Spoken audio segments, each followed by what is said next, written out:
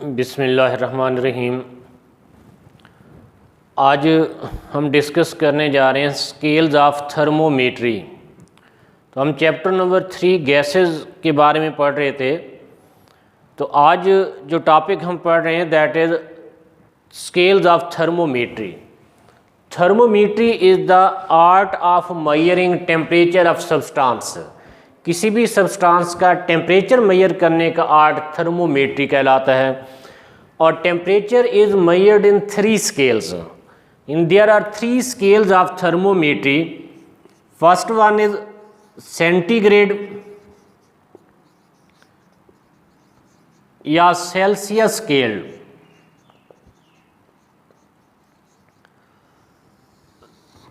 It is represented by a degree C.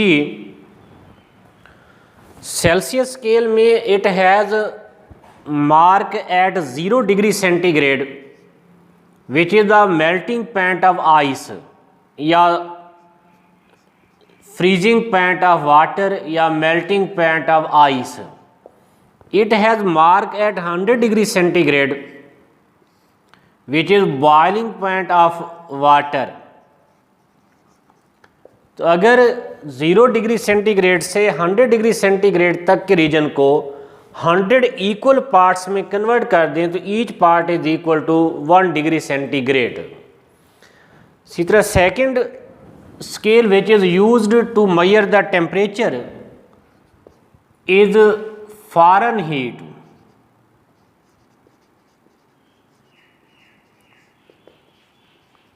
Fahrenheit scale is represented by degree F। इस स्केल पे 32 degree Fahrenheit mark represent the melting point of ice and 212 degree Fahrenheit mark represent the boiling point of water.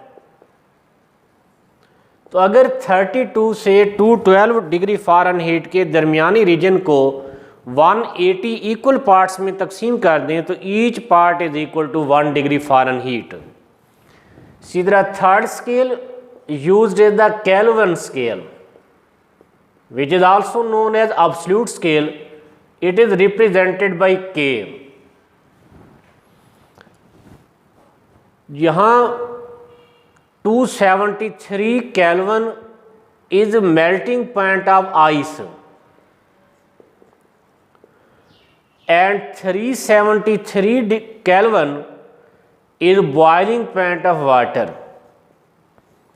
तो अगर 273 से 373 के दरमियानी reason को 100 equal parts में तकसीम कर दें तो each part is equal to 1 Kelvin। तो most important thing to remember in this topic is the inter conversion of different units of temperature. तो इन तमाम तीनों स्केल्स को इंटर कन्वर्ट कर सकते हैं बाय दीज रिलेशन कि kelvin is equal two degree centigrade plus 273।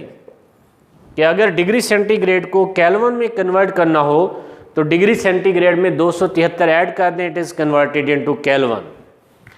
इसी तरह अगर केल्विन को डिग्री सेंटीग्रेड में कन्वर्ट करना हो तो केल्विन में से 273 माइनस कर लेंगे तो it is converted into degree centigrade.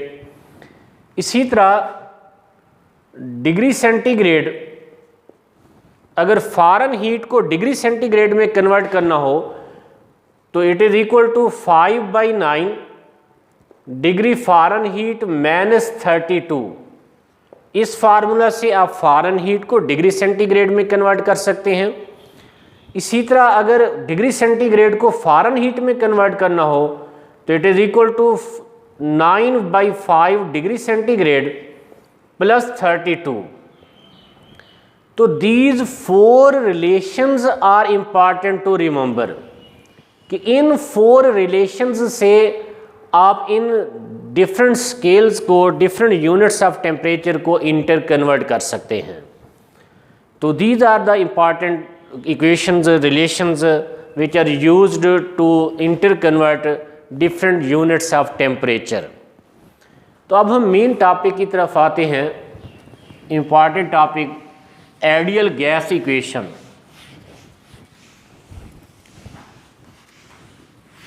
ये इससे पहले हमने दो गैस लॉज इस चैप्टर में डिस्कस किए हैं, Boyle's law and Charles law. Both these laws are only for ideal gases. वो गैसेस जो इन गैस लॉज को ओबे करती हैं they are known as ideal gases. तो ये दोनों लॉज आइडियल गैसेस के लिए हैं। तो next topic is ideal gas equation या general gas equation. Ideal gas equation या it is also known as the general gas equation.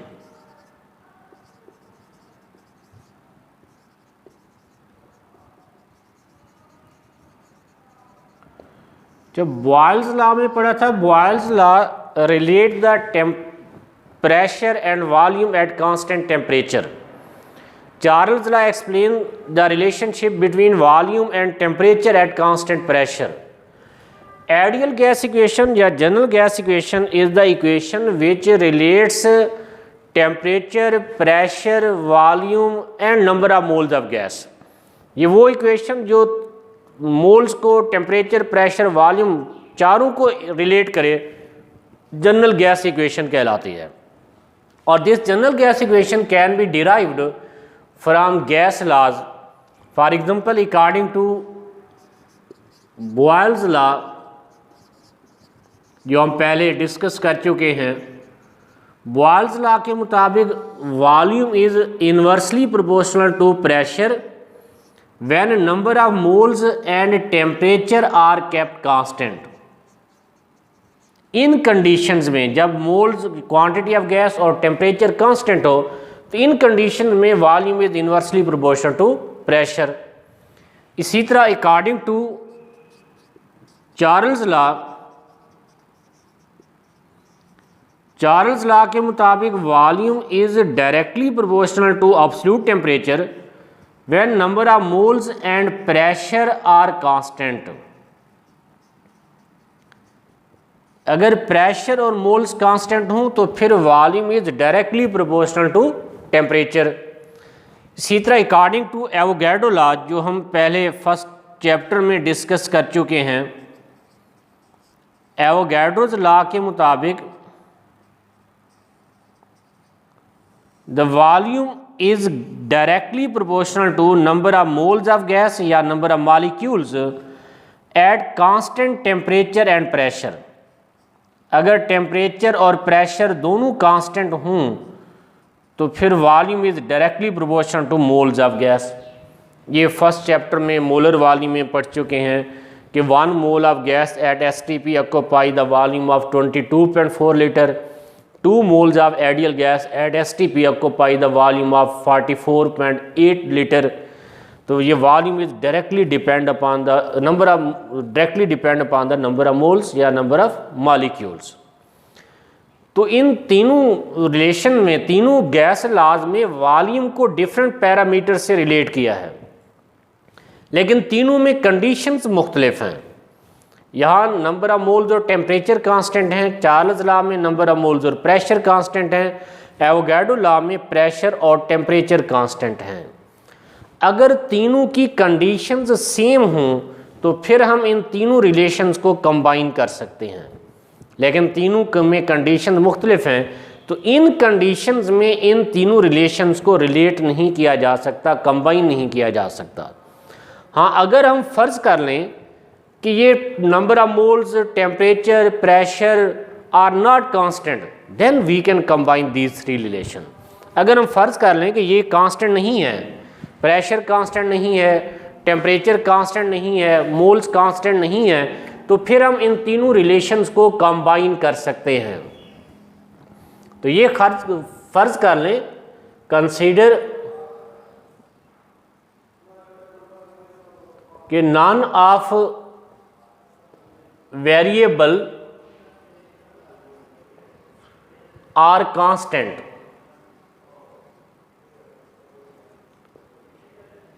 then we can combine the above three relation.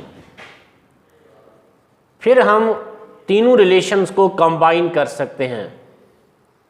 We can combine above three relations.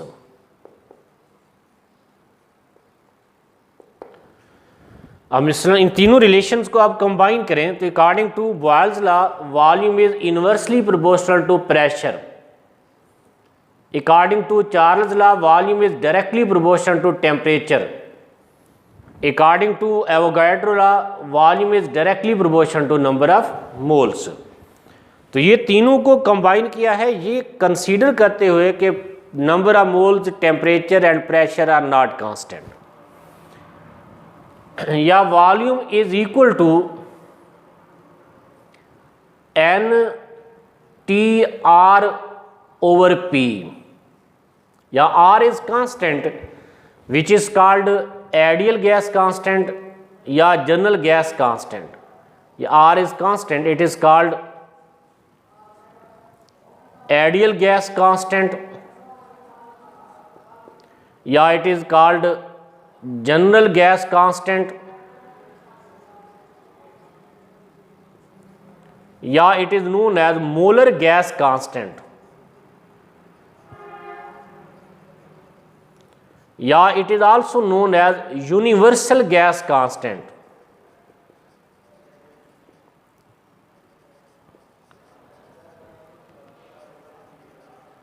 Value of R is independent of gas.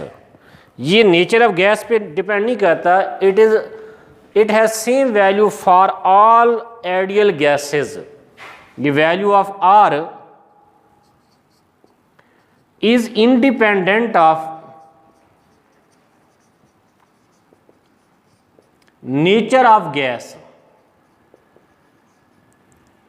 तमाम ideal gases के लिए R है same value. तो यहाँ V volume को ज़ाहिर कर रहा है, N number of moles, T temperature, R ideal gas constant, P pressure. अगर इस इक्वेशन में प्रेशर को दोनों तरफ मल्टीप्लाई कर दें तो ये इक्वेशन नंबर 1 कह दें इसको में प्रेशर को दोनों तरफ मल्टीप्लाई करें तो PV is equal to nRT।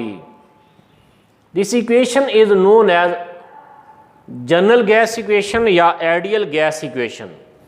It relates the pressure, volume, moles and temperature.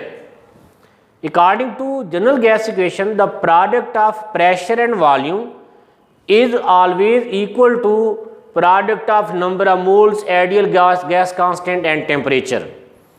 यानी इस इक्वेशन के मुताबिक आप गैस का टेम्परेचर, प्रेशर जितना मर्जी चेंज कर लें, इन दोनों का प्रोडक्ट, प्रेशर और वॉल्यूम का प्रोडक्ट एन, आर और टी के प्रोडक्ट के हमेशा बराबर रहेगा। It can not be changed, it is ideal gas equation.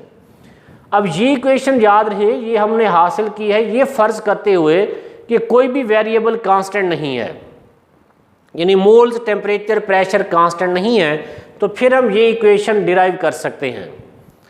अगर हम according to Boyle's law, Charles law, Avogadro law temperature, pressure, volume को कांस्टेंट कंसीडर कर लें तो फिर this ideal gas equation is again converted into Boyle's law, Charles law and Avogadro law. यानी इस equation से दोबारा हम गैस लॉ डिराइव कर सकते हैं by considering temperature, pressure, moles constant. For example अगर हम फर्ज करें इफ यहाँ बॉयल्स लॉ में number of moles and temperature are kept constant, तो अगर हम इस इक्वेशन में मोल्स और टेम्परेचर को कांस्टेंट कंसीडर कर लें, if N and T are constant, तो यहाँ एन कांस्टेंट हो गया, आर आइडियल गैस कांस्टेंट है, टी इज आल्सो कांस्टेंट, तो फिर N R T is equal to constant K. अब इस इक्वेशन नंबर 2 में ये वैल्यू पुट करें तो P V is equal to constant K, यानी product of pressure and volume remain constant at constant temperature and constant number of moles which is Boyle's law. यही Boyle's law है। तो इस तरह अगर हम एन और टी कांस्टेंट कंसीडर करें आइडियल गैस इक्वेशन में, तो ideal gas equation is converted into Boyle's law. इसी तरह इससे चार्ल्स लॉ डिराइव कर सकते हैं। इस इक्वेशन नंबर 2 में अगर हम प्रेशर को दोनों तरफ डिवाइड कर लें तो फिर volume is equal to n R T over P. तो अगर हम फर्ज करें कि यहाँ चार्ल्स लॉ में n and P are constant, तो अगर हम इस इक्वेशन में एन और पी कांस्टेंट कंसीडर करें, if N and P are constant, तो एन कांस्टेंट हो गया, P constant, R ideal gas constant है, तो फिर ये n R over P is equal to constant K. तो इक्वेशन 3 में ये एन आर ओवर पी की जगह कांस्टेंट के लिखें तो फिर volume V is equal to constant K into T, या volume over temperature is equal to constant K, कि volume over temperature ratio remain constant at constant pressure which is Charles law. इस तरह ideal gas equation is converted into Charles law अगर हम number of moles और pressure को constant consider कर लें। इसी तरह अगर हम टेम्परेचर प्रेशर कांस्टेंट कंसीडर करें तो this ideal gas equation is converted into Avogadro law. According to equation number 3, equation 3 के मुताबिक V is equal to n R T over P.